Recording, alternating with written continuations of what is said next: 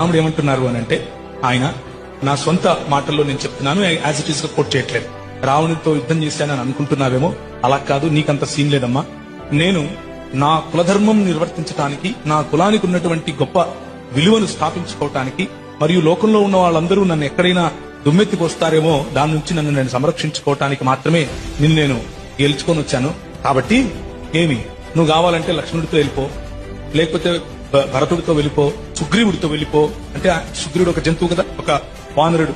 విభీషణుడు రాక్షసుడితో వెళ్ళిపో, అని నేను మాత్రం నిన్ను ఉంచుకోలేను అంటాడు. తనకి కలిగినటువంటి నింద తొలగించుకోవడానికి, పరాక్రమాన్ని నిరూపించుకోవడానికి, తన వంశము కళంకం పొందకుండా ఉండడానికి చేశాను తప్ప నా మనసులో వేరొక ప్రయోజనాన్ని పెట్టుకుని చేసినవి కావు. అంటే నీ కోసం నేను చేయను. సీత, ఇప్పుడు నీకు ఉన్నటువంటి కష్టం నుంచి నువ్వు విడుదల పొందావు.